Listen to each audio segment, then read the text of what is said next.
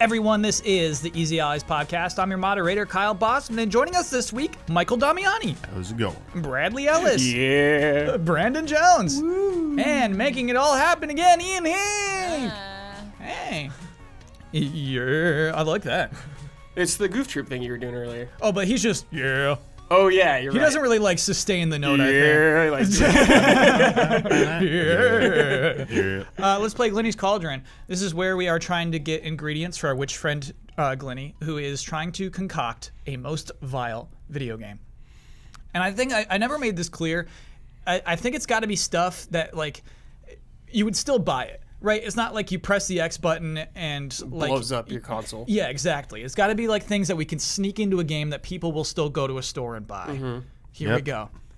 Our two salespeople. First is Barisby. After you get the main villain's HP close to 0, a cutscene plays out in which the villain overpowers your character and takes them captive. Darren Misfud is our other salesperson. Instant death from touching the side of a spike. Not the dangerous points, but the side of the spikes. Oh. Which ingredient do we want? Dude, I want the side of the spike. I hate side of I'd be spikes. so I'm mad. kind of into side spike, although I really like that first one. They're both I would be good, so but mad. Side Spike spike is bad. is max cheese. Yeah. It is super. I don't like boss fights you're supposed to lose, and I really like the idea of having to fight the boss down to 1 HP and then getting that cutscene. It was like that cutscene would have happened anyway. Mm-hmm. Why didn't it happen when I died halfway through? Yeah. I mean, it is an end state of a boss fight, and you know, 99% is better than, you know, it's as close to 100%. That wouldn't bother me that much. I do hate it when, they give you the illusion of control. And you can tell, and then you just kind of got to, like, go through the motions. This is something that just popped in my head. I was thinking about this. Do you think a video game could work where, as the boss fight goes on, both people just get more tired and slower? Like in video games, boss fights, they Like just get boxing more games. intense and more intense. That Yeah, exists. I guess like boxing This games. exists already. What else? The end of Metal Gear Solid 4. Kinda, dude. I hear you there. And any game with fatigue. You know, Well, like Metal Gear Solid 4 you gets see your harder. character, Yeah. you know. They eventually start slugging out like you're controlling and they're like trying to land punches. I've but they definitely can't. died in the 4th phase of that too. It's like, let's do this again. All right. Yeah, That's what a if, tough fight, inputs don't work every time? Okay, so back to Glenny's Cauldron. I was just like, I wonder, like, it's because I think of a fight to the death, and I'm like, what would that actually feel like? And it would not escalate. It would just get worse and sadder, I think. Anyway, back to Glenny's Cauldron. I get the impression we like spike sides. Yeah. We all agree on that? We're buying the side Yeah. spikes? Also, if it's 1%, I don't know if you'd notice. What? If that 1% versus 0, I don't know if you could really tell that little colored one, however much 1% would take up on the screen. They just mean like the end of the fight. Like basically like, okay, I'm getting this final boss. I'm Right. blah, blah, blah, blah. Gotcha, dude. And Spikes. then cutscene's just like, no, I got you. Right. Oh, it's still spikes. Well, what if they awaken a power, like story reason-wise? They pull their devil trigger.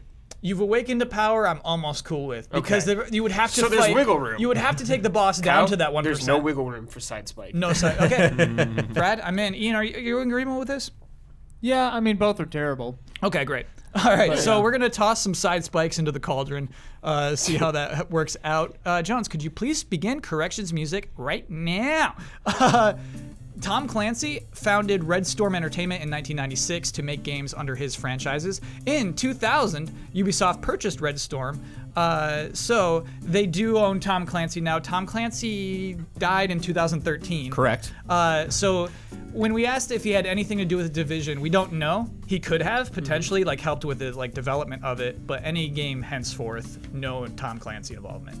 Correct. Are they going to still be making new Yes. games, new IPs Yes. with the Tom Clancy name? Yeah. Yes, they For sure. absolutely It's will like be. Chef Boyardee, but for political espionage. It's a brand, man. Like I wouldn't be how's- surprised if Tom Clancy books are still coming out.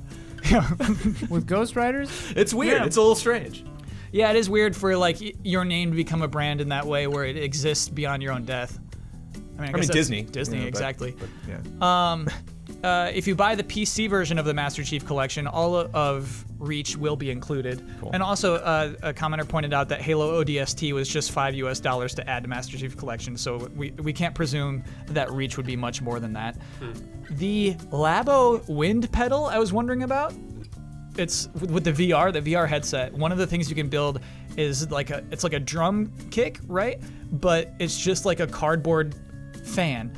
And what that is, that's for the bird game. So when you're playing the bird game, you tap on that pedal to make it feel like there's wind on your face. Sounds like a Pee Wee Herman. Yeah. It's real. That is real. amazing.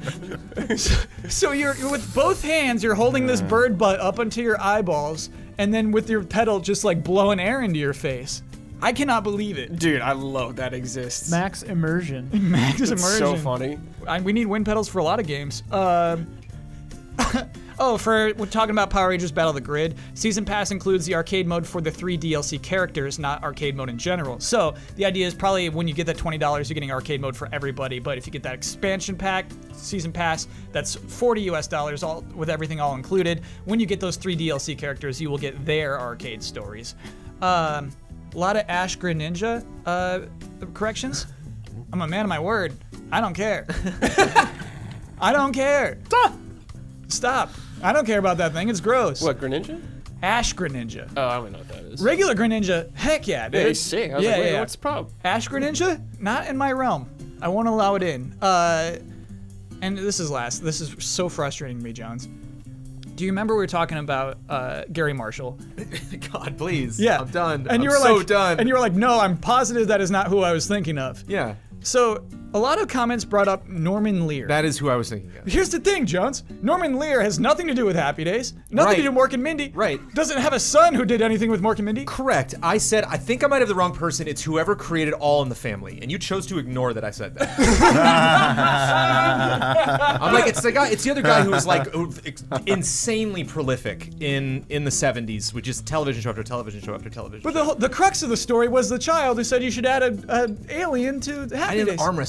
arm wrestle you for this. Like, I'll admit defeat, whatever it takes. No, I'm that's done. not the thing, Jones. Because there were so many people who said it's definitely Norman Lear. It's like, how are you all mistaking this? No one's mistaking it right now. No. That's the thing. The mistake in this is over. I'm sorry. They didn't think that Norman Lear did it. They thought that Jones was thinking of Norman Lear. Because there's two things. There's who you were talking about, who I was talking about. We know both the answers to those questions. You were now. talking about Gary Marshall. I was trying to think up the name of Norman Lear, but I had wrongly referenced who created Happy Days. I think you're crazy. Write that on my tombstone. And I think the comments are crazy. I think the comments are crazier than Jones right now. And corrections music, please. What the hell happened while I was gone? Ian, so much. A lot Ian, of yeah. So when it's just the 4 of us in a room, it's a whole different thing. I don't want to hear the words Norman Lear again. Let's do some updates. We tried to guess whether or not Bethesda would have an E3 press conference last week. They announced it this week. They definitely are. Sunday, June 9th, 5:30 p.m., an hour earlier than last year. Oh. What could it mean? Shall we discuss? Sorry, what? No swearing. No swearing at 5:30. You can't get away with it. This is really funny. All that they mention is we have got an in-depth look at Doom Eternal plus much, much more. That's all they're promising right now. Much, much more. We have got. And that's not elegant wording. It isn't. We shall have. We shall have. We'll have. We have. We got. We have got an in-depth look. And it's like, it's already done. Like, the in-depth look is ready. Yeah. We just have to wait until E3 to see it. They've already got it. You can just say an in-depth look at Doom Eternal. Yeah, man. It's a description of the show. Hey, join us for Bethesda, fix your copy. Why not Doom Eternal? Well, I guess it was 2 weeks ago we talked about Red Dead Online. Apparently they're having an update in spring, which is really weird, where like you can go into a mode that's called defensive, and you can like ride horses and fish, and people can't headshot you, can't hog tie you, and there's one other thing. I just saw this update, and I think it's so funny. Offensive, defensive. So sorry. You can't. It's like happy music playing the whole time. You can't get lassoed. Oh, and you can't get locked on, so people can't lock onto you. Oh, okay. So I think that's kind of cool. If you attack someone, does it turn off? Yeah. Okay. Then the game is afoot. They have cards, which I think are cool, that you can add to, you unlock as you level up, and you can have 4 of them, I think, maximum. Like, you unlock those slots, and then each of those has weird special abilities, and one of them is that you can't be locked on. Oh. So they have, another one is if someone headshots you, your hat just flies off. And then if you get headshot again, you're, without a hat, then you're That's toast. Cool. So, like, the idea of the defensive thing is to prevent griefing, right?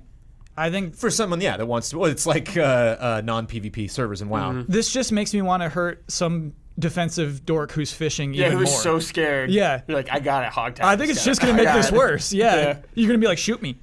Like, you can't get the headshot, but you can shoot their chest. Like, what are you going to do? Shoot me. You know what I mean? Like, I don't know if it'll improve things, but I think that's a cool idea. I like the idea of people being out there just fishing. The one last comment I want to share, because this is so funny to me. This is the unexpected comment of the week. Last week I talked about a game that I tried, a turn-based RPG that I tried using the iOS PlayStation thing on, called Metal Max Xeno. It's a game that I just downloaded because sometimes I'll just download a random game. It's like, oh, that looks neat. From STL, Metal Max Xeno was an insult to the series. It probably killed the series' chance in the West and might have killed the whole series outright, period, along with a major portion of my youth. Kyle, what did you do? I don't know.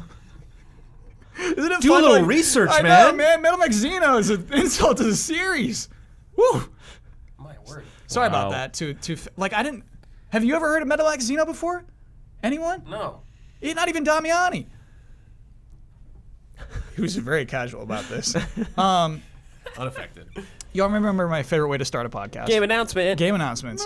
What's even more intense than a game announcement? Console announcement. Console announcement. Got So, Brad, when I woke up this morning, I was expecting, I was expecting maybe not a console announcement, right? I think we all expected it was going to be like digital only. I was expecting a big thing to get announced today. A big gaming platform from Google. I thought this was going to be it, man. It kind of is. Hey, it's here. Audience, let me tell you a little bit about Google Stadia. I want to, before we even talk about it, I want to tell you about, if you Google Stadia, you go to their website, this is how they describe it. The future of gaming is not a box. Introducing Stadia, a new gaming platform from Google for playing AAA video games across all kinds of screens. That's it. That's it? Yep, that's how they describe it. And I mean, you can scroll down and get more details, which we'll talk through. Okay. But that is Google Stadia. double A's. Yeah. Sorry. Can we start there? Can we start there with AAA? I don't believe I've heard AAA in press conferences. I hear it more as sales. I think AAA is sales talk. I think we when we're talking about NPDs and stuff, we'll talk about a AAA game. We're talking about budgets and stuff like that. It's so weird, I guess, on this marketing side to hear the word AAA games. I honestly couldn't tell you what that means. I don't really know. What AAA means? Yeah, $60, I guess. No, kind of. That's usually the budget behind it. Yeah, so they're right. Like Metal Max Xeno was $60, but that was not AAA. Buried the franchise. Yeah, that wouldn't be. That's not coming to Stadia. Yeah. So yeah, it's budget. It's like it's like Call of Duty's AAA. Yeah. There is blurry lines for sure, Jones, and there's no if it's 12 million, it's only AA. It's that's not a thing. But the phrase AAA is definitely for some reason caught on, and is something that Google is touting first and foremost about their streaming platform. It's okay. Yeah. That's it? That's it? No, there's more. There's more. So it's a streaming platform. I'll go through more of their bullet points. I'll use Google's language because I think this is fun. Game where you want, when you want. Play across multiple devices, including laptops, desktops, and select phones and tablets. High-speed internet connection required. So that's what it is. We have our streaming platform. We have, xCloud. We have, we saw this last year, Project Stream. We talked about it. We talked about Yeti previously. That's pretty much all we expected. Hey, we'll be able to stream games to our devices. Yeah. Haven't they been doing that for a while? Google did for a little section. No, they tried I mean it out. everyone else. Oh, like OnLive, like PlayStation Now. Yeah. Yeah. So we'll get into the differences now. Okay. We'll get into what makes Google special. New ways to play through YouTube and beyond.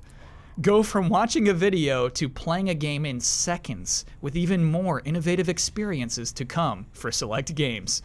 So, Brad, the big wow moment of this conference is we were watching a trailer on YouTube for Assassin's Creed Odyssey.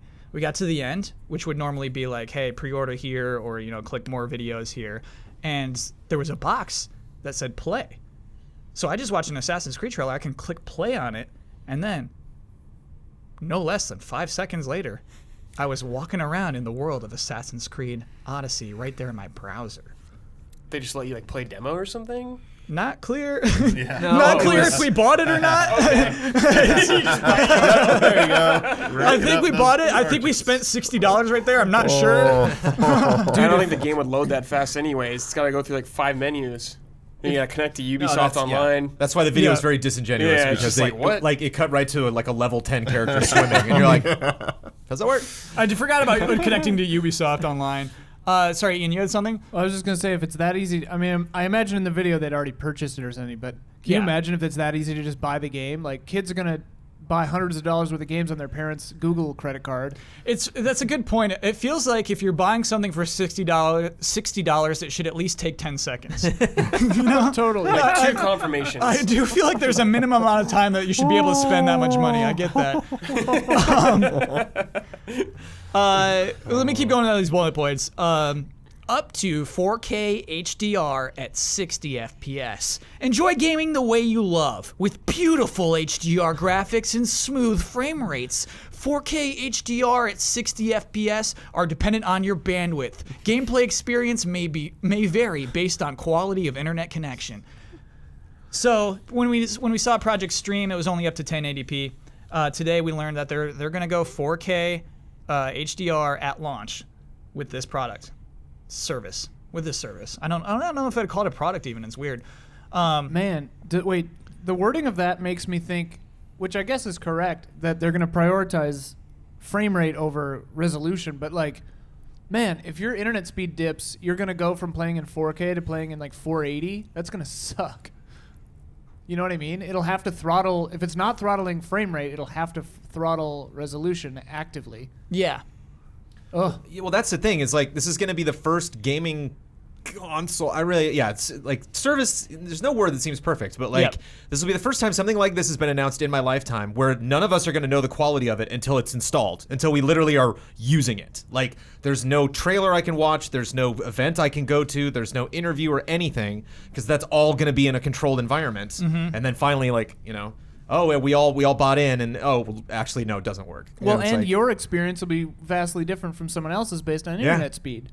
Yeah, it's like buying a Furby and you don't know if it'll swear or not. You know, it's like the Furby might swear at you. You don't know until you take it home. I don't weird analogy. The weirdest. I would pay more for that Furby actually, so I'm not sure. And finally, the final bullet point: play instantly. No updates, no downloads. Jump right into the game. Cool. And I think that is the different factor of what this is really showing, is that idea of going jumping straight in, never have to deal with an update, never having to deal with maybe loadings. Like I think loading will be less. That's one of the things that they're pushing. But yeah, the idea of starting a video game being as simple as starting a movie on Netflix or watching a video on YouTube. Interesting. And that was their sell. That was basically their entire sell on their website and during this presentation today. Sorry, did they talk about games? Like what they have on it besides Assassin's Creed, I guess? Yeah. AAA. Remember? AAA, right? AAA games. Yeah. Not just Assassin's Creed Odyssey, but also, Brad, Doom Eternal. What? Yeah. Doom Eternal? I'm interested in that. Yeah, that's it, though. Just okay. those two. Those two games were the only thing announced. And Doom Eternal, it made me so mad. Because we did not see a demo of Doom Eternal. We saw its title screen, basically. And even that was glitching out, dude. Even that had like texture popping. No. Yeah. No. I'm sorry I didn't write down his name. In their controlled environment? The representative from id, yeah. Marty, starts with an S. It is Marty, yeah. So Marty comes out from id Software and says like, if you're gonna prove that streaming works, the game to do it with is Doom. And they didn't do it. They didn't prove it. That's not a proof of concept. Yeah, they ran the title screen, but they didn't show anybody shooting a monster. Just like, oh. It was so bizarre, dude. Yeah, you gotta show getting a demon blown away. Marty Stratton. Marty Stratton. Thank you, Ian. Bizarre. That does not fill me with confidence, Kyle. Truly bizarre. And so, Damiani, that was their pitch today, the streaming platform. Do you think it's a strong pitch? Do you think this is a product that will succeed when it launches this year? Based on what they said today, absolutely not. You don't think it'll succeed? Absolutely not. There'll be interest in it, but I don't think it's going to have long-term success. If just going off what they announced today, that they didn't show enough. It's too much. It's a lot of promises that don't seem like they're going to be able to fulfill them, especially this year, because they said it is coming out in 2019. We're assuming the end of 2019, and I don't think they're, as I said, don't think they'll be able to fulfill a lot of the promises they made today, and they're probably going to catch a lot of flack for that. And they're also going to they're probably going to point to, hey, we're going to be constantly updating this. They get pointed things in the future. They do. Like, that is we one of will the eventually points, get to this. We are looking to get this. There's caveats behind everything.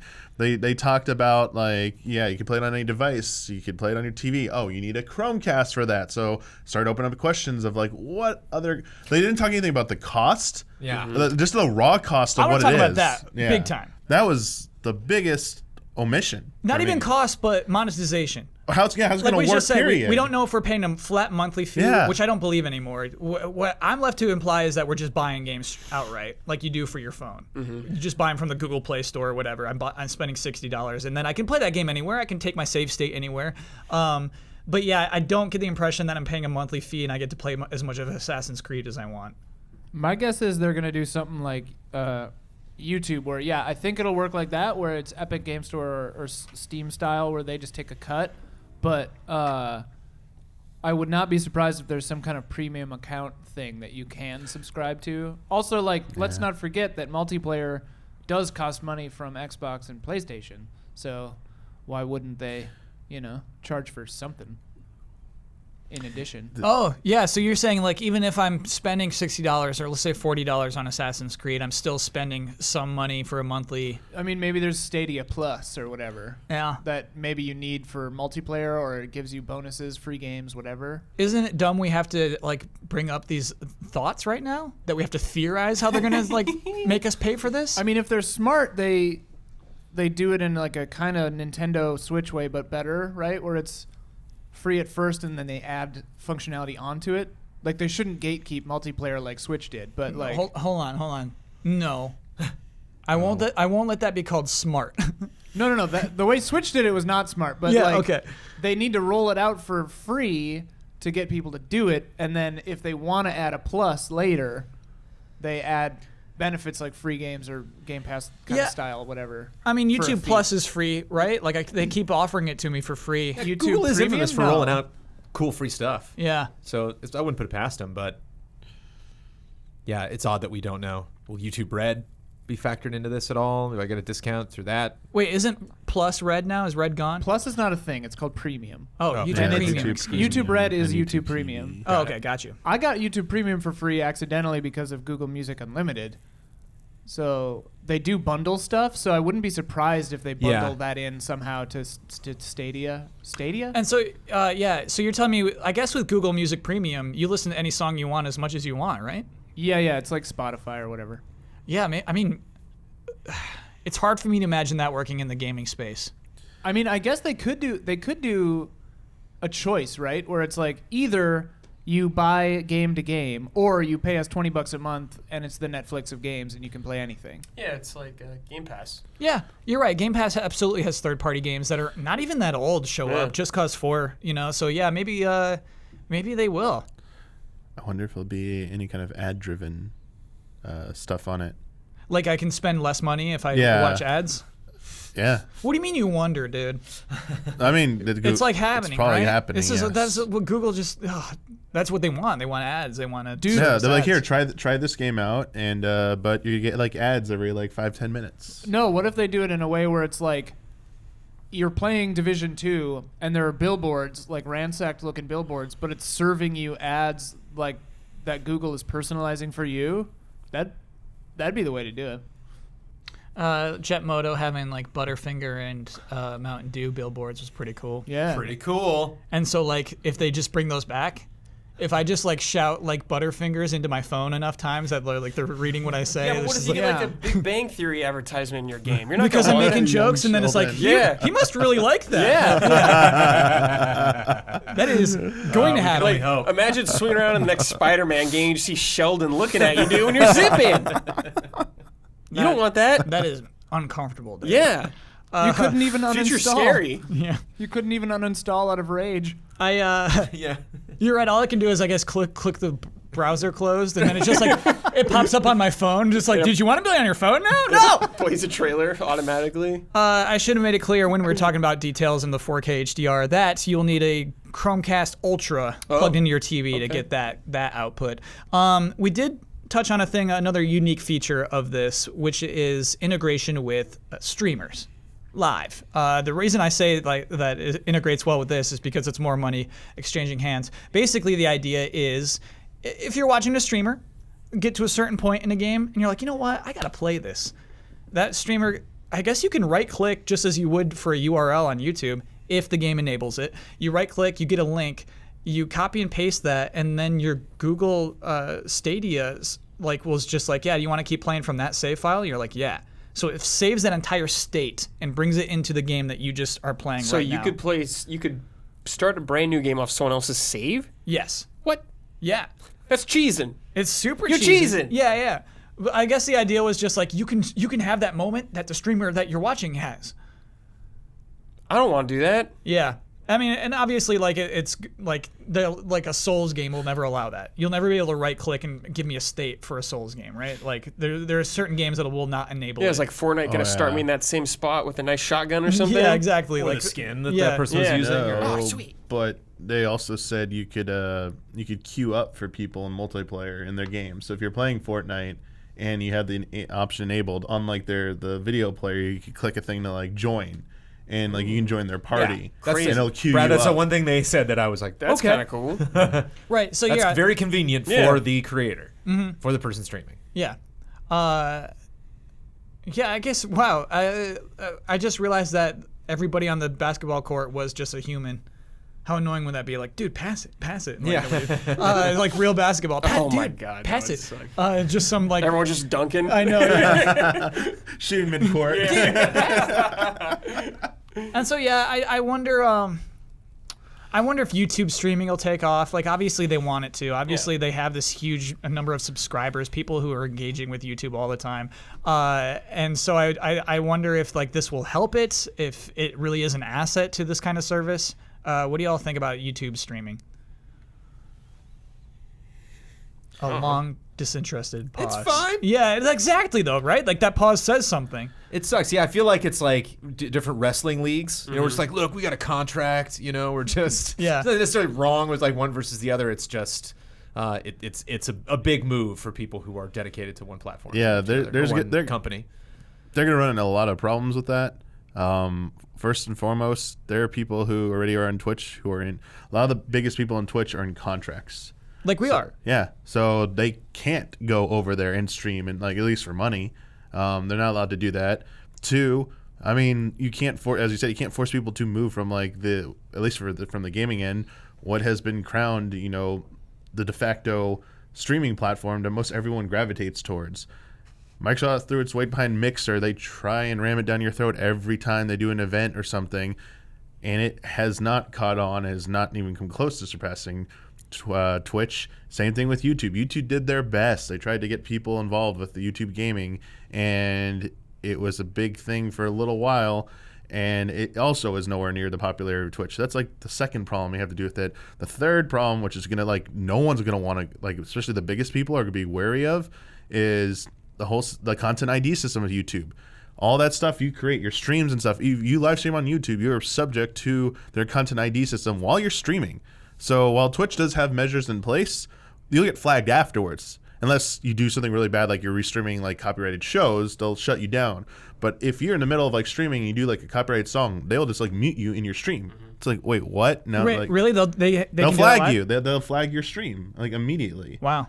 Yeah. Oh, so we're watching E3 and some song comes up. Yeah, we're getting Imagine muted. Dragons. Yeah.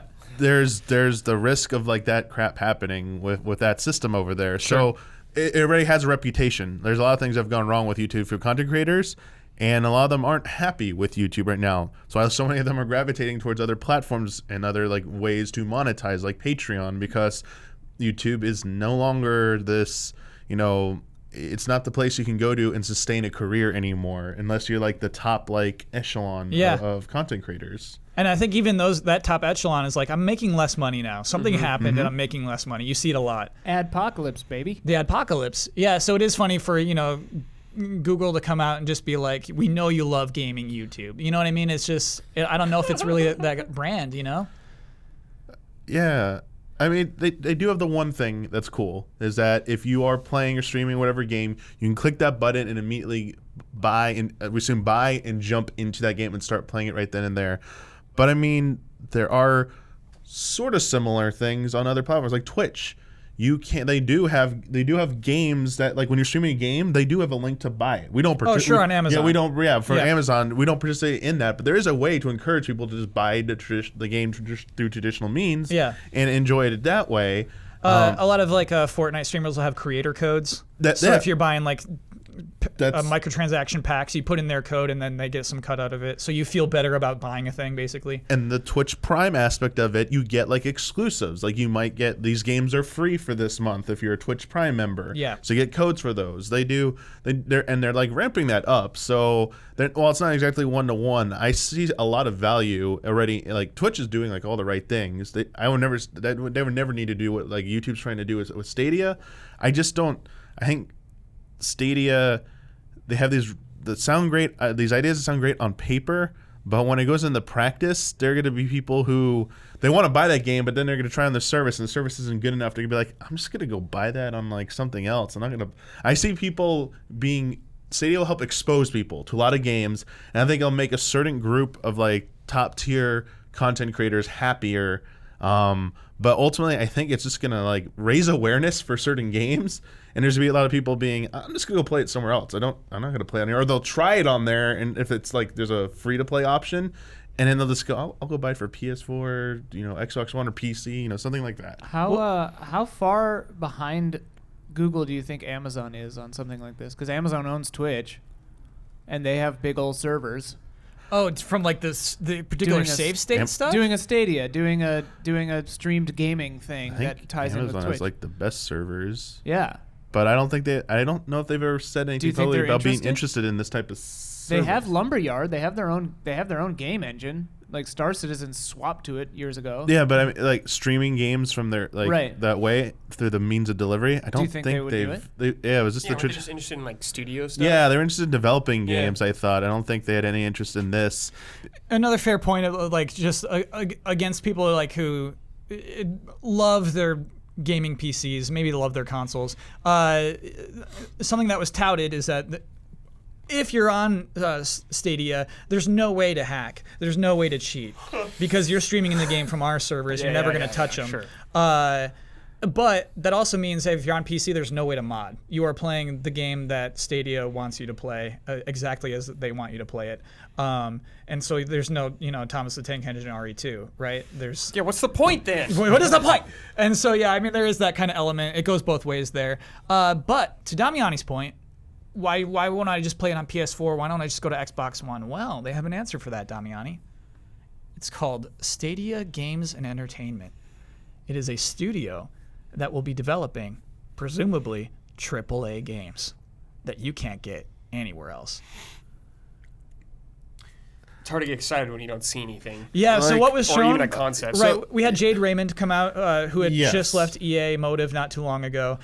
She's heading the studio, but just as you said, Brad, hard to get excited when you show nothing.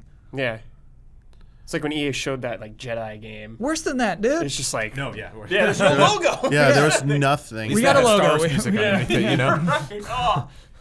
Not even like... We want to make the kind of games that blank. It's just like... It's cool, but it's just hard to get excited about it. I wish they maybe waited or something. Yeah. So they had something more to show. Mm-hmm.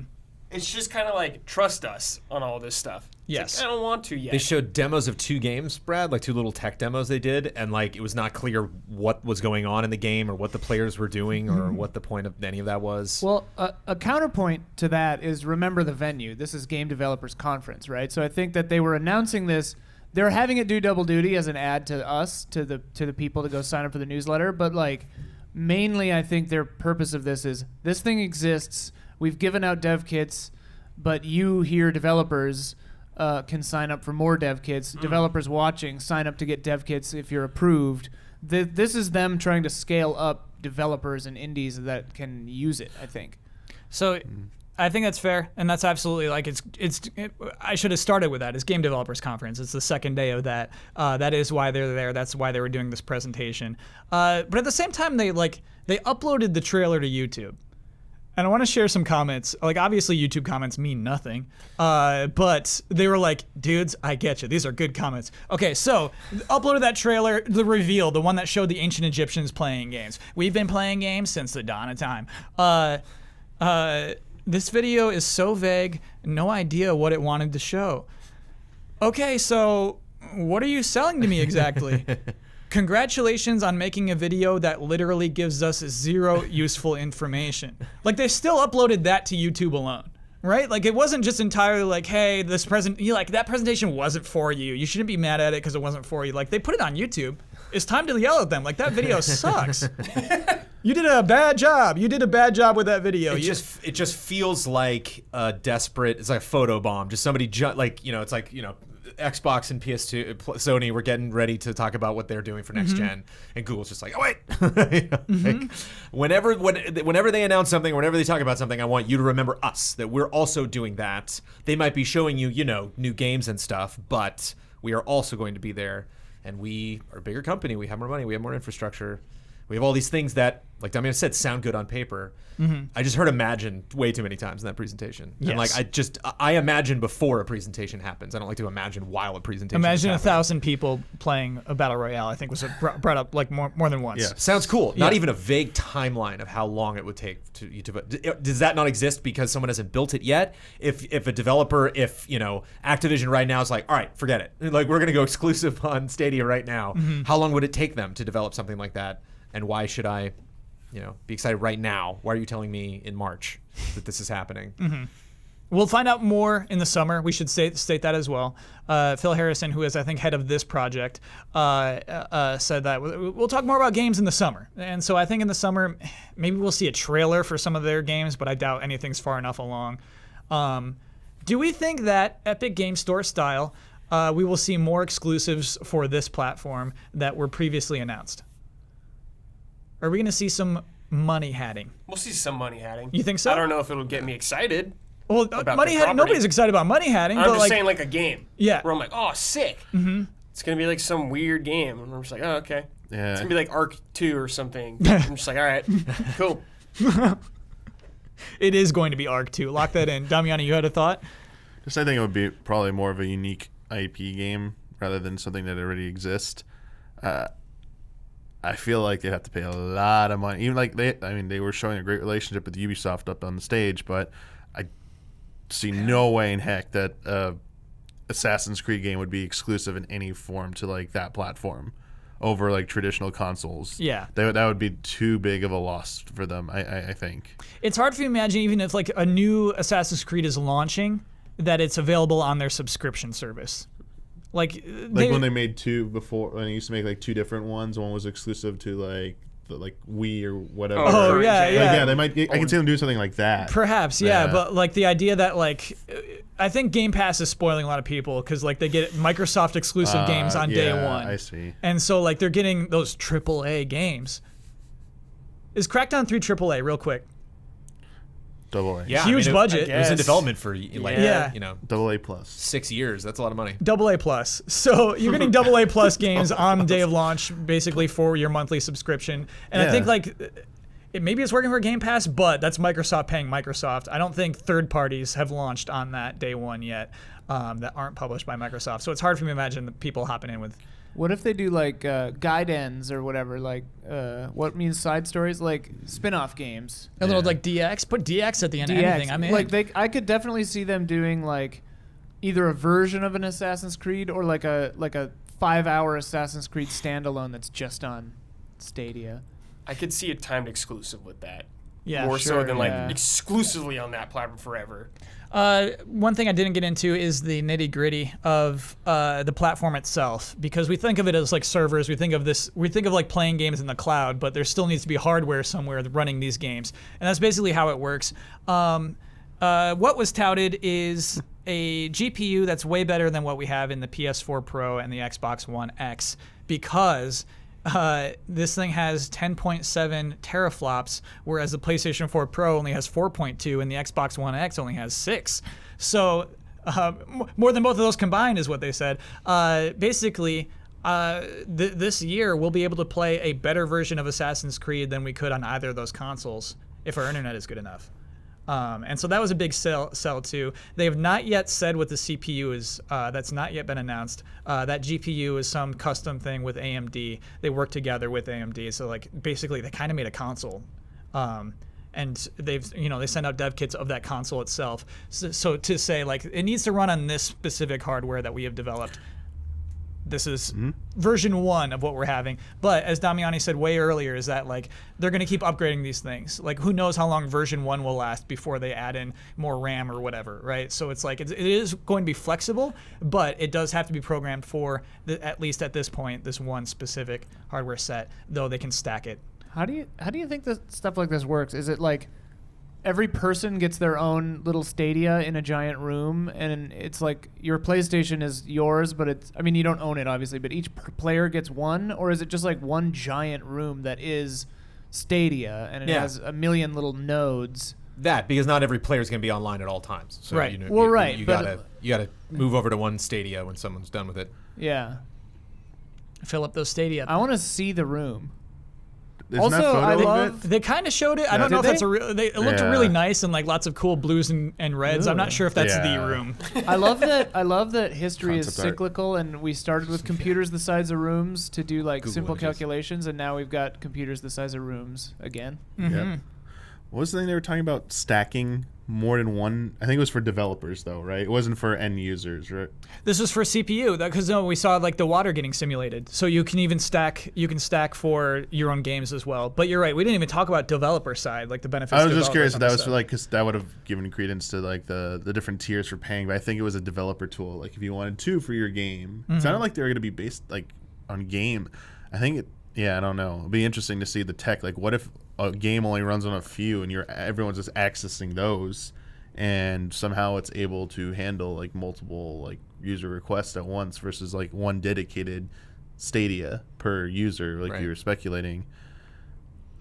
Sorry, to change subject on this real quick. Sure. Software-wise, Yeah. before we like leave software. You're the moderator. The one Bud. thing Let's I do feel, this. Oh, I'm the moderator. Okay, Yeah, I'm sorry, clearly you're Kyle. the moderator now. You're changing subjects for me. Well, we moved on from like software earlier. Yeah, I wanted to say one last thing because we keep harking on AAA.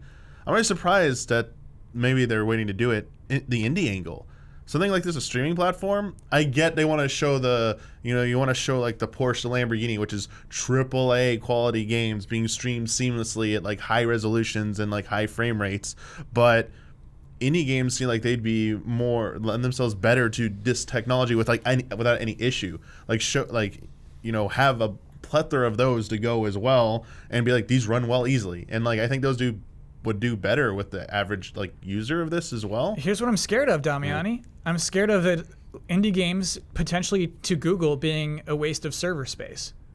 Like why have machines dedicated to indie games? There was the game when they did the save state. They were playing something that looked like Pixel Junk Submarine or something. Oh, they were Pixel Junk Shooter. Yeah. Was it Looked Pixel like Junk Shooter? Yeah. Pixel Junk Okay, yeah. Shooter Because 2, they it looked showed like. off. There's that. Yeah, Like they did show that. Yeah. but that's And that not I would assume AAA.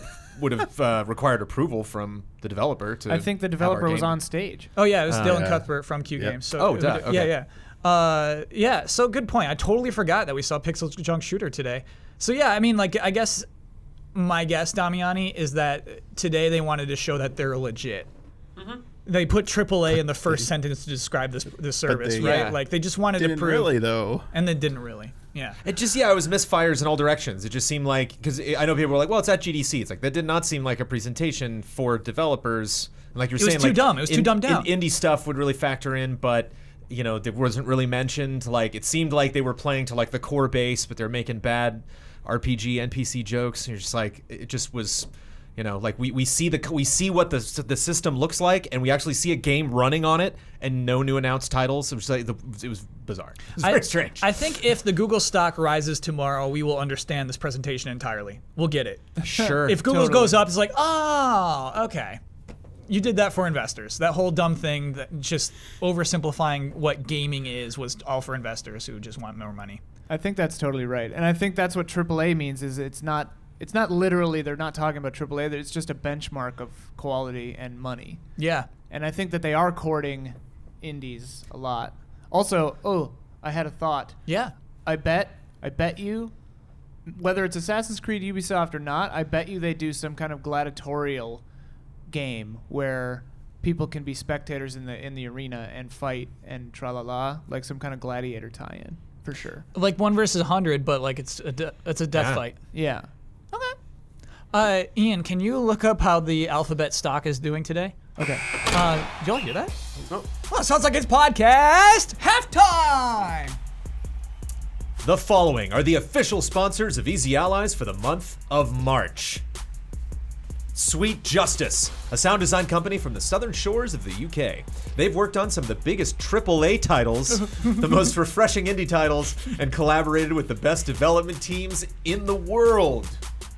Car Keys Express. They continue to offer replacement car keys for less in the dealership and remain proud sponsors of Easy Allies. Use the coupon code EasyA at checkout for free shipping and 10% off of your order. Check them out at carkeysexpress.com/store. Hogue Law Business Law Firm. Whether you're starting a business at level 1, stuck fighting the dreaded fundraising boss, or finally cashing out with a well-earned high score, you need a good business lawyer at your side. Or at least that Good Business Lawyers YouTube and podcast series, Virtual Legality. This week in Virtual Legality, Hogue discusses college admission scandals, RICO, and honest services fraud, the law of mergers and acquisitions in light of the short-lived Sony Take-Two buyout rumors, and how the Epic Games privacy policy was written to give them permission to snoop on your Steam files. Check it all out at youtube.com/HOEG-law or on your favorite podcast service. Mango. El Fanis. The Able Gamers Foundation, a nonprofit charity that aims to improve the overall quality of life for those with disabilities through the power of video games, creating opportunities that enable play in order to combat social isolation, foster inclusive communities, and improve the quality of life for people with disabilities. The link to donate is in the description. Fangamer, makers of officially licensed merchandise for games like Dark Souls, Hollow Knight, Undertale, Katamari Damacy, and Persona 5. Not to mention Easy Allies t-shirts. Their newest products include the Hollow Knight Collector's Edition for Switch, PS4, and PC, a Prince and Katamari magnetic plush, and a Metaton EX? A Metaton EX posable figurine from Undertale. Check out their store at fangamer.com.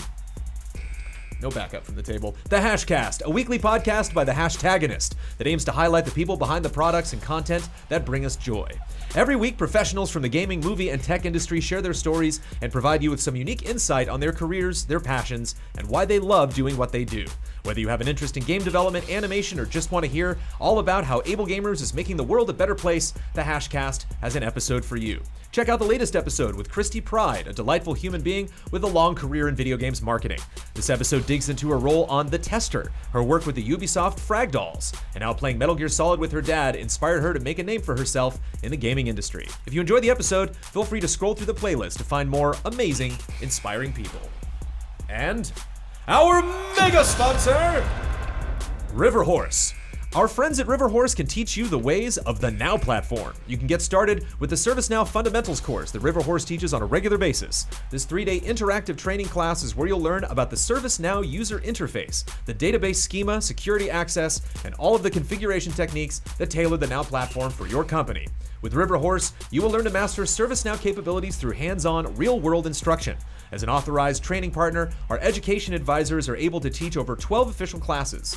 We'll also be at the Knowledge Conference in Vegas from May 5th to the 9th. River Horse will be teaching in the pre-conference training and hosting events throughout the week. If any of the allies will be in attendance, feel free to reach out to us on Twitter or email so that you can join us at our company events and get some free swag. We are proud to support the Easy Allies and look forward to supporting all allies that work in the IT industry. Look us up at www.river-horse.com. All of these links are available in the description. Thank you to our sponsors. Now I'm curious, when Sweet Justice books a gig, if the contractor says this is a AAA game. Oh, and then there's like a board up there that they like stamp. Yeah. We got another one, boys. I'm in. We got a AAA game. I wonder what maybe Also, they can tell Able us. Gamers not an official sponsor of Easy Allies podcast, but someone was and wanted to mention Able Gamers. Mm-hmm. And what a lovely thing to do. I don't think that makes them unofficial, Jones. We got to think of this language. Sure. unofficial's still fine. You know, You know, not bad. it's almost better. I'd rather be an unofficial sponsor. Yeah, I get that. The unofficial sponsor.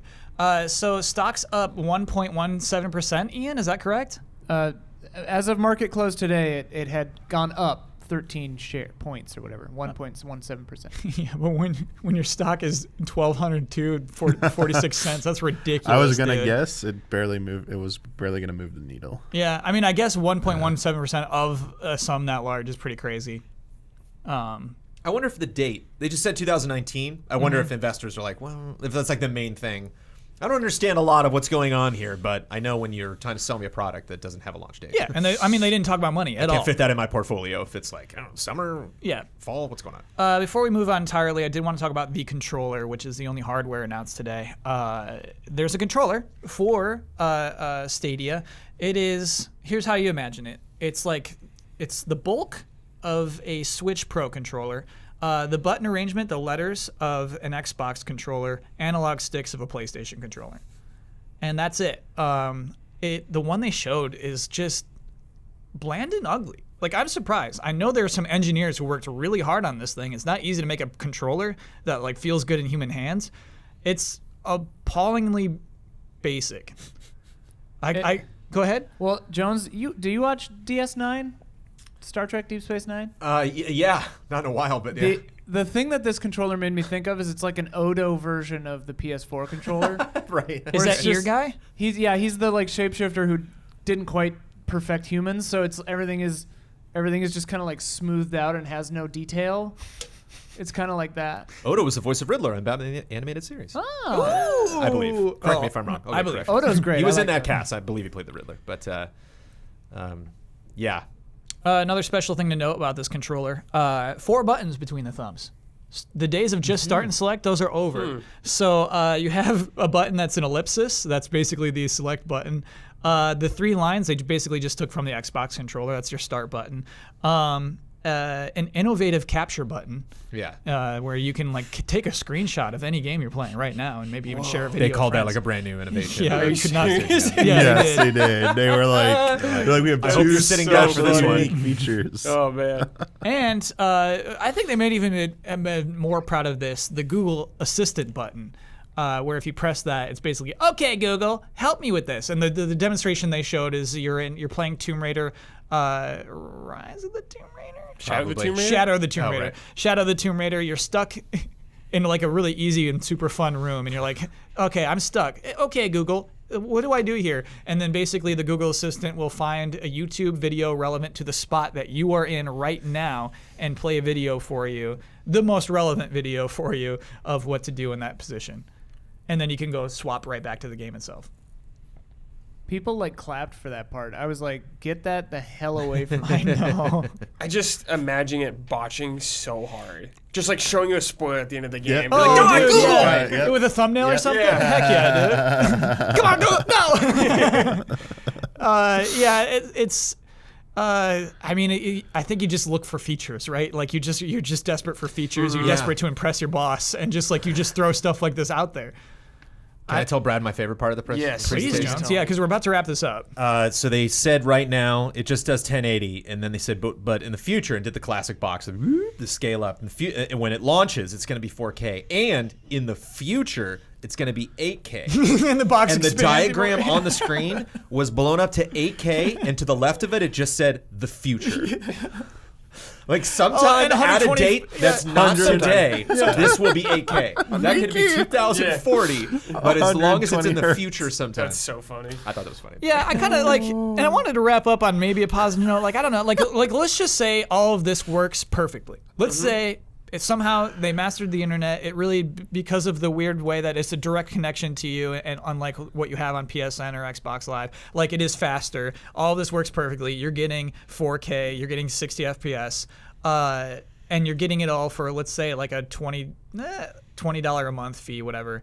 Is this appealing? Did they nail it? Is this something that you'd be interested in? I'm happy if Microsoft and Sony are sweating like even a little bit. How you know, come? like because I've played PlayStation Now and I enjoyed it and as like a low grade Netflix. There's this fun, like, oh, I got these fun games available for a low price, you know, and at the time there were like, you know, why I bought it because I looked at the library of what was available, and it's like, okay, I could play 10 of those games right now. That would be like, oh, yeah, Siren and Red Dead, and you know, like, yeah, okay, I'll get it. And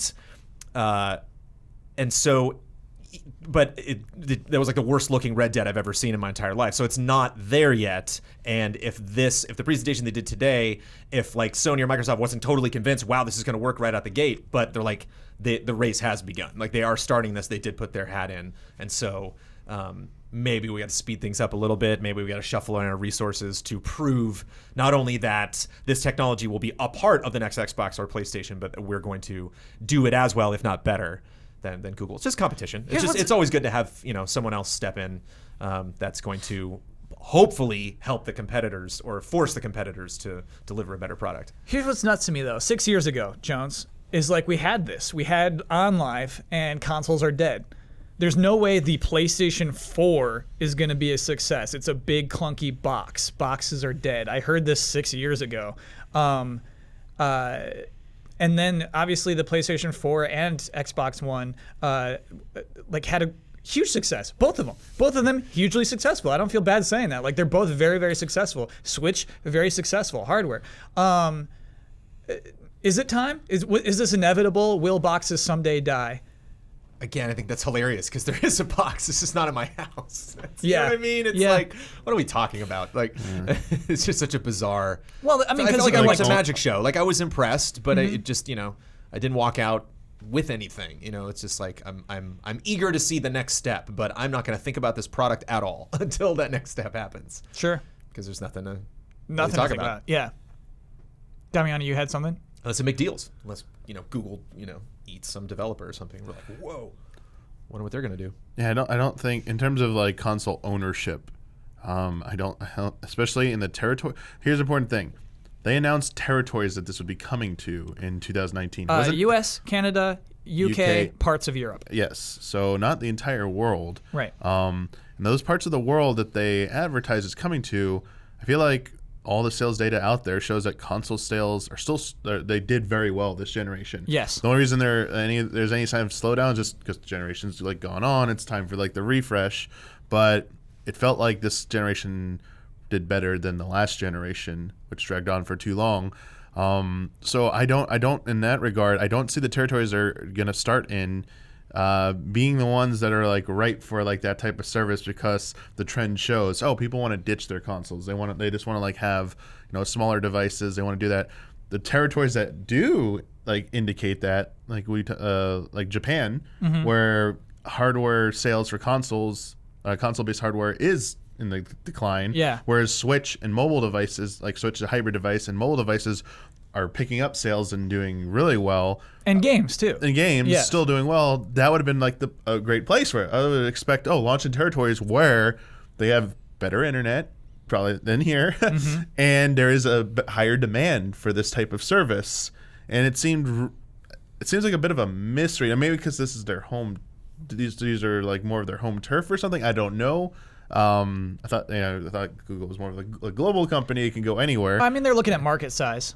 They're going for the biggest market. The biggest first. market? Okay, Yeah. that's the answer. Or best, like, guess? Yeah. Okay. I mean, I can buy that. Like, that's the thing I was, like, trying to figure out is why not try it in or at least one territory where people would really want this, and even if it isn't the largest market. It's kind of how, like, their fiber worked first, right? They would just drop into some cities and just like, hey, we're giving you fiber, Kansas, and like, cool, let's do this. Brad, is gaming too clunky? Do they have a point? Is it too stupid that we have to wait and watch loading bars as we update our games? Is it too stupid that we have to go to the PlayStation Store and download a game? I mean, it just gets faster every console generation. It's gonna be faster next one. Like going from PS3 to PS4, it's way faster. I think there's room to improve, but I don't believe them right away that it'd all be seamless at this point. Especially when they haven't shown it. Yeah. So. Yeah, I do. I wonder if that's the whole point, right? This is gaming for everyone. Yeah. And I don't know. Like the Wii was for everyone. I think the Wii kind of nailed that. I think the Wii was there at a point. That was the console for everyone. I think that like I don't know if you're winning people over who are still apprehensive about buying a PlayStation 4 right now. like my parents aren't gonna play games on this. They don't Yeah, care. right. Like I don't know if they do, and I don't know if it's man. I don't know though. But like think of like you're in 4th grade, right? Mom, Dad, can I have an Xbox One X, please? No. Can I have $20 to play like awesome games? Yes. I can see that totally working. Per month. What? Per month. Per month. Yeah, exactly. Wait, what'd you say? Oh, nothing. Yeah, exactly. Per month. Sure. Like I can see it working in those instances. Yeah. I wonder if those people prefer one over the other. It'll be interesting. It'll be Dude, yeah, I was Interesting to see. talking to somebody who's a teacher of like 3rd, 4th graders, whatever, and I just learned that typing is going away. Everyone just uses their phones and stuff so much, I guess, that, that they don't know how to type anymore. So, like, I'm just saying, like, there could be a whole huge market for this kind of thing that we're not even thinking about, Wait. I mean, I don't want to speak for the entirety of, like, 3rd graders, but, yeah. They're just talking to their phones when they do their email. They're just, like, dictating them? Swiping, typing on their phone. Oh. Like this person said that one of her students asked if they could just write their essay in notes. So maybe it was older kids, but and then just text it to the teacher, and the teacher was like, "No." And text it. But it's like, kid, just write it in notes and then paste it into a thing and then email it to your teacher. Right, It's not right. You can hard. email it to yourself. Yeah. Yeah. But I was surprised by that. So what you mean though is there's a whole world outside of this little bubble in this Right. little studio. Right. Of course. Yes. Yeah. I'm willing to believe that. I'm willing to accept that. One last thought, Kyle. One final thought from Michael Damiani. The argument you were just like, or the thing you're just presenting there about like basically a lower barrier to entry into gaming Yes. is what they're trying to do here. Right. Use any controller. We never mentioned that this whole time. You can use any Controller, Yes. all that stuff. They're going for the accessibility angle, but there's one thing call me out if I'm wrong on this. This is what I'm trying to figure out. Oh, I'm ready, dude. So yeah, I know you'll enjoy this, but everything they showed, all the devices you can play this on, they even said a very low NPC.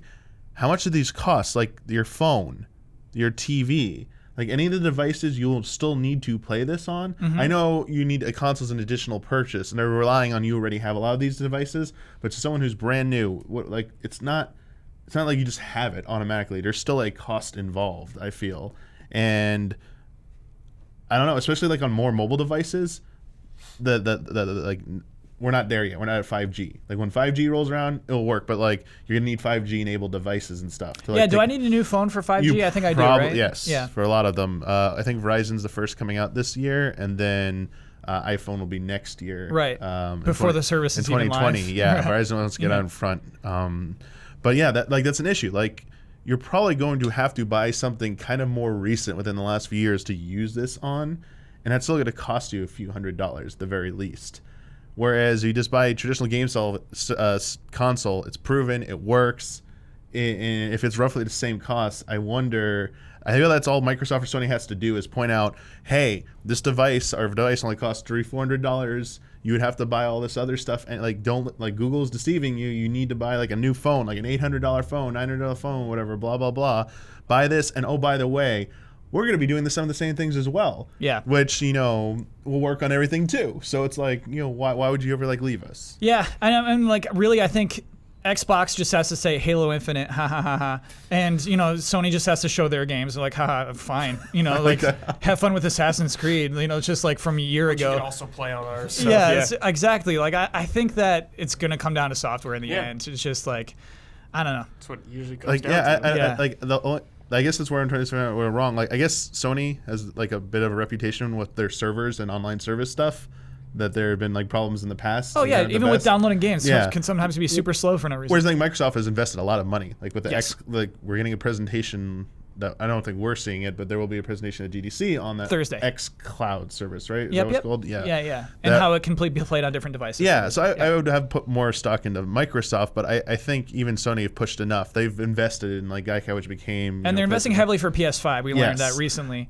I do think that they will not be playing too much catch up to what Google did today. Yeah, I would say if we have to talk about the benefits of Google's platform, it's going to be speed. I believe they're still going to have the best network no matter what. No matter how much money Microsoft and Sony are investing, they're going to have the best 4K HDR streaming to you. It's just going to work better with them. But that's kind of it, right? Like I don't buy the YouTube integrations. Like I don't think that is like to me that's like a share button, right? Like it's just like okay, that's a neat little bonus, but I don't think it's going to move the needle for anybody who says yes or no to a thing. And I don't know if for developers like, hey, we can do the shader for you on the spot. I don't know if that is appealing enough for them to switch to this kind of platform or that kind of thing. So yeah, I don't know. I think that the network itself is probably the primary factor of whether this will succeed or not. If it's easy to port to.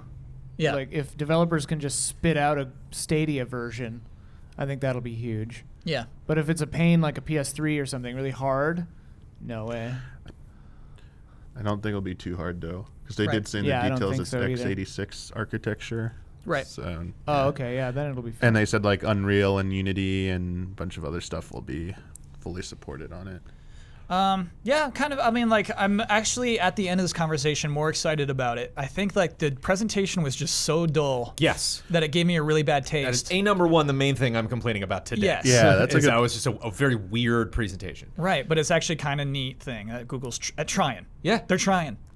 It's our first taste of this. This has been alluded to for a while, and this is like the opening salvo of the. Just when they streaming clicked play feature. and the dude was swimming in the ocean, I was like, how dare you? Like, how dare you not even pretend to make this look like you're booting a game up? Like, No, we saw the boot up screen. For Assassin's Creed? No, for the system. Oh, or yeah. for Stadia. they like showed a loading bar and we're like, like Yeah. just stop with the cockiness. Just slow down. Oh, like, yeah. if you want me to be excited about the fact that we've been playing games ever since, for centuries, but then it's like, haha, you and your loading screen. It just is, yeah. Weird. Insane. Weird tone. It's now time for a very popular segment. Yeah.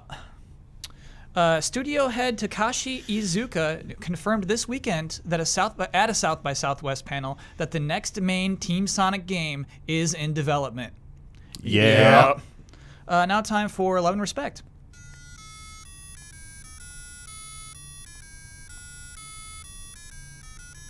Love and respect. I think, am I crazy or was Rufus really peppy?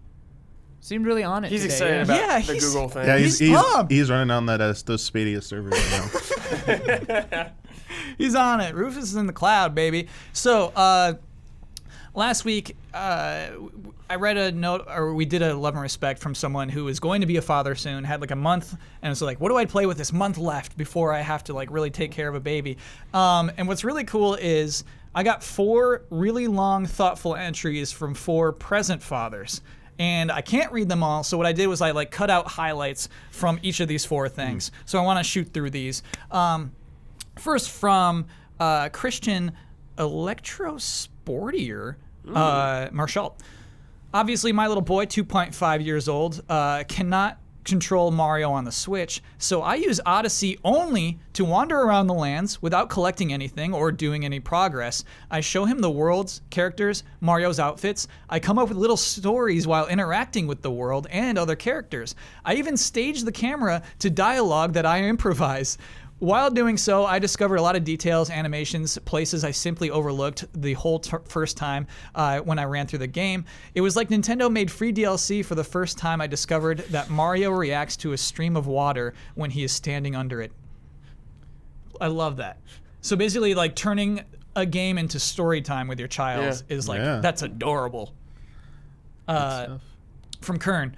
I suggest getting a comfy pair of wireless headphones that can be attached to a TV, which are quick and easy to switch on. Keep a controller and TV remote near your favorite gaming seat. If your child is asleep, slip on the headphones and start playing. Just be ready to pause. My son liked to sleep on me, so I would often play with vibrate turned off and sound through headphones while he slept. That's too cute. That was I got headphones for a friend of mine who had a kid, like as the like birth present. I was like, there you go. So it's like a normal thing. gonna That's need cool. these. Yeah. From Ken Stan.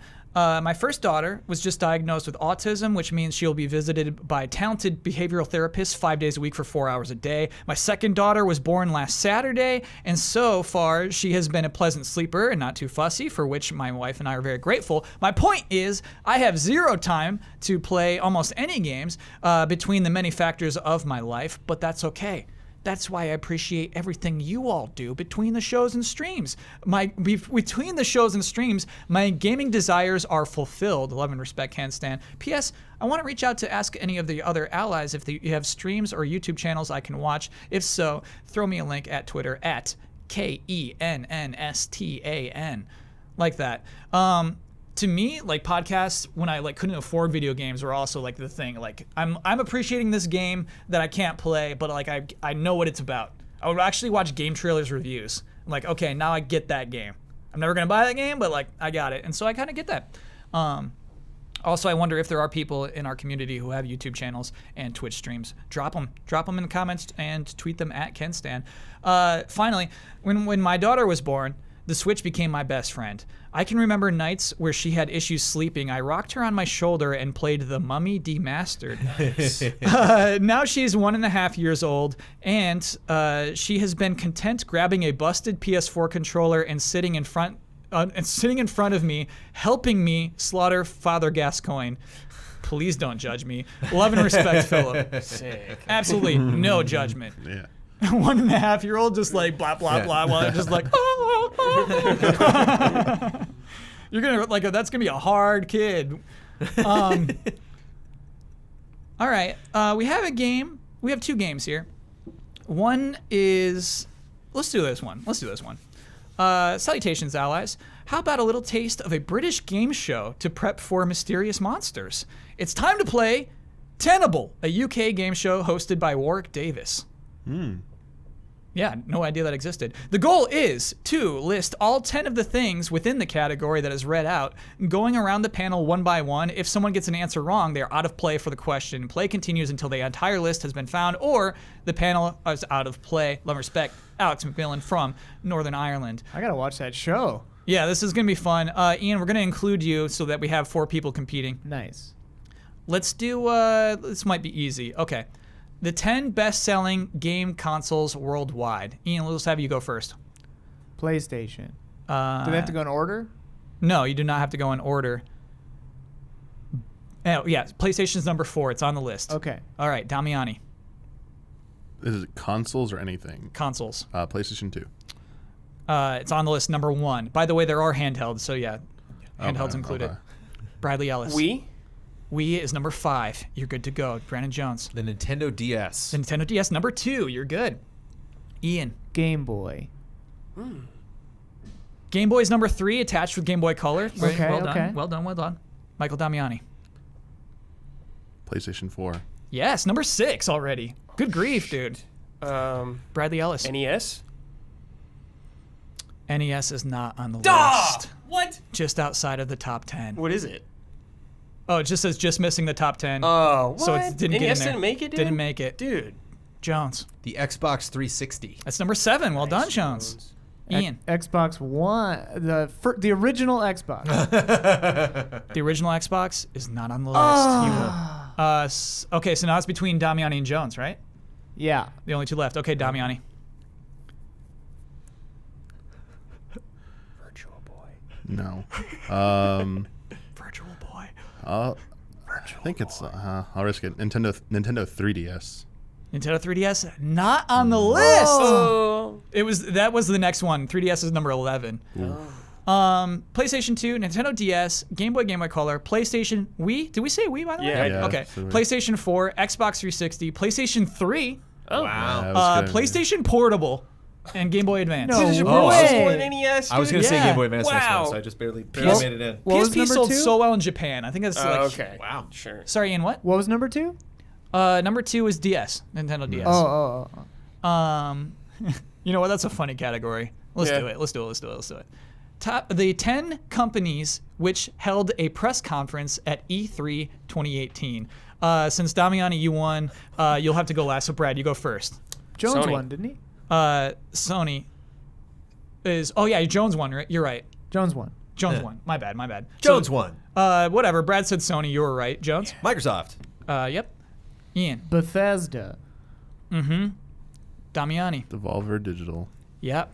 Brad. EA. Yes. Jones. Square Enix. Yep. It's getting thick. Ian. Ubisoft. Yes. Damiani. EA. I already said that. Okay, I'm out. Damiani's out. All right, Brad. Does Nintendo Direct count? I It guess does. it's not- It That counts. counts? It counts. Oh, well, I didn't know that. I thought you said that's not a press Yeah, it's not a conference. press It counts. It Yeah, counts. yeah, Square Enix counts. Nintendo I guess, counts. yeah, when you said Square Enix, I wasn't a press conference. All right, either. Jonesy. I'm toast. My brain is empty. Ian. Oh God. Oh, damn. Oh, it's on the tip of my tongue. There was another one. Yeah, I don't remember. It's the I same with got- all the I allies. think Whenever I I got try to one. name all 8. Is it 9, Jones. PC? well, I Yeah. can name myself. Yeah. Oh, Yeah. yeah, So right. Brad, you won that. You won that round. Oh, It's PC gamer. Oh, Yeah. right. And then this one I totally forgot about. Limited Run Games had a press conference, Really? kind of. Damn. Yeah, where they're announcing like physical versions of Forgot about that. indie games. Didn't even know that existed. Let's do one more, and this is one Damiani's gonna dominate. I don't even know where we're doing go. this one. The first 10 courses in Super Mario 64. What? Damiani, you have to go last. I So don't Brad, know you any go. like their name. you go first. Dire Docs. Yeah, dude, number 9. like all I Great. know, dude. Yes. Jones. Oh, none of them. None of them. You kidding me? I could draw them for you. What are they called? Yeah. We should make him draw. What are they called? Like, Yeah. no way. Womp Woods. That's Something a like that. really Something good like guess, that. dude. That's a Close. great guess. Close. It's not. All right, Damiani. Babam Battlefield. Yeah, well, give me more, because you won already. Oh, it's over? no, Oh, Brad's- Brad's still in Brad's- it. Oh, Does Brad's Bowser's in. Castle count? Bowser's not one of the top. First 10. First 10. Does Peach's Castle count? No, it does not. Well, there is a. It's not a numbered course, but it is one. It can technically be one of the first 10 you come across. Oh boy. Come on, getting cheeky. Oh boy. So Game. Brad, give me one. Give I me don't one. know even. Okay, so Damiani, what else you got? Shifting Sandland. Yeah, it's number 8. So let me go. You were thinking of Womp's Fortress. Yeah, it's Oh. Swamp's Uh, And you Fortress. said Dire Docks, and Womp's then there is Lethal Lava Land. That's number 7. It's not Telton. Oh man, the Snowland. Yeah, There's what's the snow called? Snowman's Land. No, that's too far. That's number too 10. far. No, that was That's number 10. Very Okay. nice. Very I nice. thought that was a little too Dude. far. You're still in What's there, the dude. first one? Babam Battlefield is the first No, level. no, Yep. the first snow one. Oh, it is. It's so funny. Just go Like through that it and Penguin never. Mountain or something. Yeah. No, think of like me. Think of a word you would use to describe me. Goof. Obnoxious Land. Think of like No, Jen- there's two. Conceited Park. So there's a haunted. There's a booze mansion level, and there's the first snow level, which Yeah, is yeah. oh my gosh. why think of can't a phrase like you're thinking of Kyle. You're like, I would have to say this word twice because of how much of this he is. Loser, Cool. I mean, there's- loser. Dork. Cool mountain. Cool mountain. I didn't say that. Oh. No, you did not say I don't cool know if mountain. ever Oh, I said No one tall, would ever tall say mountain. that. You did say I tall, threw tall. myself. Tall Mountain. But Big Boo's Haunt. is the name. Hazy Maze Cave. Wait, is that two? That's before. It's number 6 on this list. Yeah. Oh, I guess it is that early because it's in the basement. Yeah. Yeah, and you covered all the others. Nice. Yeah, I didn't want to go too That far. was good. Good job, Like Damian. Rainbow Ride and TikTok Clock. Yeah. TikTok clock. Please. Yeah, that's a lit game. tiny, huge island. Man, I'll play Mario 64 now. I know. It's I, so good. I was just thinking about that. I played it for the first time on Wii U, and that game know. hauls. Yeah, it's so good. That That's what's one of the greats, baby. Hauls. That bit doesn't hold up. Catching though. on, Kyle. That does not hold up. It's gonna work. I'm gonna make this work. Yeah, I feel so bad when you play the level so much you don't remember the name, but it's like, there's a penguin, Yeah, you race even them. the you're ones like, you "Ah." were Rattling off like did not ring a bell. Jolly Rogers whatsoever. Bay to me is like the only one I could think of. That to me is like such a particular name, and you like think of the music and the Yeah. Cool. Well, Cool, that's cool. that's Dire cool, cool. Dogs, right? yeah, that's Dire Ducks. Jolly Roger Bay is the Later on. Is Or the is that, can- no, that's Banjo, right? Isn't Jolly? Yeah, that's not in. Are you thinking of the Bowser sub area? Maybe, dude. Because that Maybe. Is Jolly Rogers Bay not one of those 10s? I think it was. Jolly Roger Bay, number 3. It's the third world you go I thought that to. was Dire Dogs. Dire Docs is also on there. Oh. I don't know about this, Kyle. Yeah, this Are you seems saying the list suspect. is wrong? Is that level 3? Check it out, Kyle. Okay, Google. Show me a clip Yeah. of Jolly Roger Bay. Yeah, we're See, getting. It's Dire Dog. Confirmed. Jolly Roger Bay is the third course in Thank Super you. Mario 64 and its remake. Cool. And it's remake. Super Mario 64 DS. Yes. Next week's bet's about. Guess the music's called Dire Ducks. Hey, Yeah. That's- Give me a that's what I second thought. to fill out my answer because I didn't hear the bet yet. Dire Docs is a whole separate level. Yeah, but the After you music's tell always me that. referred to as Dire Dire Yeah, Docks. Gotcha. I got Yeah, confused. that's Gotcha. why If it's you're throwing me listening to the off. So OST. I don't remember the name of the third level. I just remember Gotcha. Dire Dire Docks, Gotcha, which I gotcha. think is actually the name of the Bowser sublevel then. No, it's one with the sunken ship.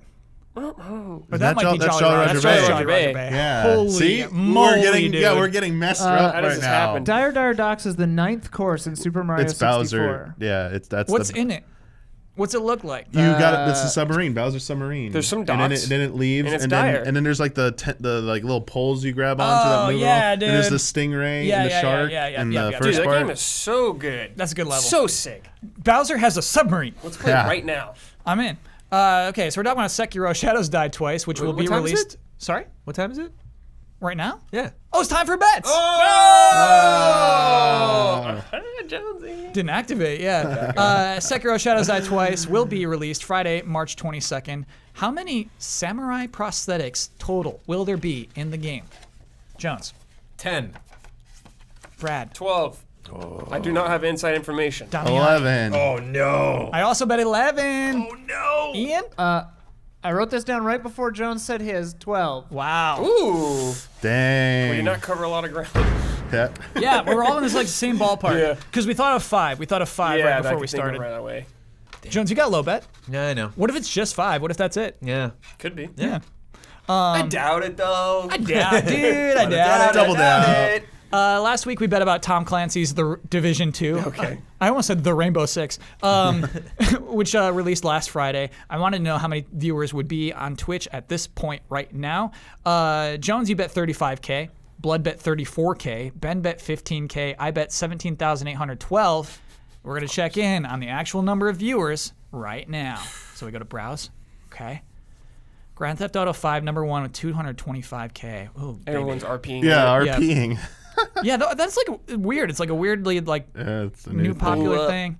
Ooh, there it is. 36.2K viewers. Who does that mean wins? Person with their fist bump. Yes, Jones, dude.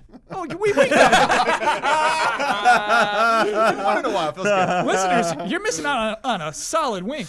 I think it's a Twitch Rivals event is happening right now again. It is. It totally is. That's the number one most popular thing. Twitch Rivals. I'm your Twitch rival. What if that's the next sucker. Sonic game? Sonic Twitch Rivals.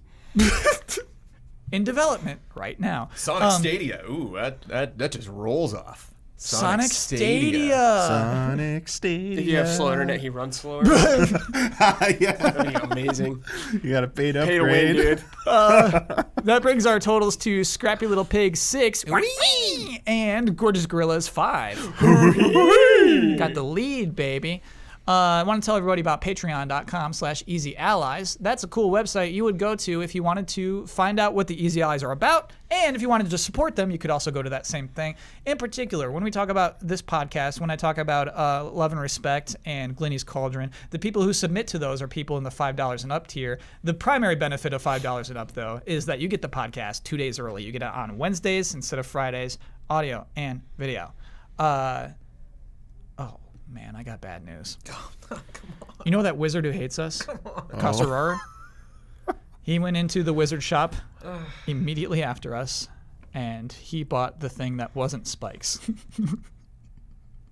Oh, the I saw this cutscene. cutscene. Yeah. He bought the thing where, like, if we take the buffs down to 0 bother me, HP honestly. And, like, Yeah, I don't care if he buys that. Yeah. Well, I don't know. Like, he's I'm going got to buy his game and then text him I'm enjoying it. The Be dude's like, this just, game is great. Well, here's the thing. You He- failed. He also has, oh, no. Every time Yeah, you die, I will love all of it. I love that. Yeah. interact button is the same as using a consumable. I can work around it. Okay. Yeah. And there's no way to see how much time you've played. It's fine. You still liking that game? PS4 is going to let me know at the end of the year. I Okay. can go back. They'll give me my stat lineup. No, it won't. Like, there's no way to see how much time you played that game. Even Sony can't Even track on it. Xbox, yeah, there's just no way to see. Our game has the cutscene skip thing, right? We We're- lost it.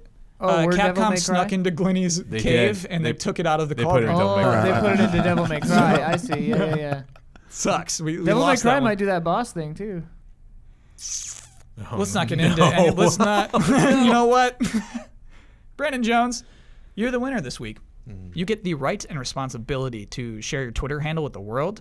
You get to promote any video you would like to promote. No, I'm sorry. It must be an Easy Allies video. Any Easy Allies video you'd like to promote. You get the final word on anything you've disagreed with, want to reiterate. And you get to sign off with your trademark sign off. Okay, you can follow me at Trailer Jones. I am going to travel into the future, folks, because we haven't done it yet, but we will do it by tomorrow. I would like you to go watch the first episode of Mysterious Monsters. What is that? Which, in case you were not watching our stream last night or last Tuesday, if you're listening to this on Friday, is now a show that we are doing. This was previously our 55K goal. It is now just happening. We're just having way too much fun putting it together. We all just want Michael Huber to host a game show. Too bad. And I was on that show along with Michael Damiani. It was so much fun watching Huber come into his own, being absolutely in his element. Even though he did make several mistakes that I think Ian cut around. Mostly, yeah. But it was so charming. It's so charming. You're like, he does something wrong, and you're like, don't do that. And then he does it again, and you're like, don't do that. And then he does it again, and you're like, Huber, the thing. And then he does it. I've been there. I did that love too. him so much. Yeah. It's really, really great, and it's just so much about Huber, and Ian worked on that so hard with Jason putting the tech together, and just the edit itself just put a huge smile on my face. So this Saturday we'll be doing a live version of that, and we'll be doing more episodes in the future. But the pilot is up, the first episode. Cool. Yeah, and a lot of work went into that. I would like to say that I am, at the end of the day, I enjoyed way too much making fun of Google in their presentation today because I love making fun of presentations. I love whenever someone's like, hey, what are you, Brad, this weekend, just you should come over to my place and watch this thing. I'm like, whoa, okay. Not just you should check it out, not just there might be news in the future. Stop what you're doing and sit down. Then it's like, all right, I'm taking the gloves off. Because if this is odd or weird at all, I'm going to let you know because you wanted to make such a big deal about that. But I'm excited Stadia exists. I'm excited they're competing with Sony and Microsoft and Nintendo. I'm excited that they're going to hopefully shake things up and make things difficult for people. I just probably won't think about this for a while. Cheers.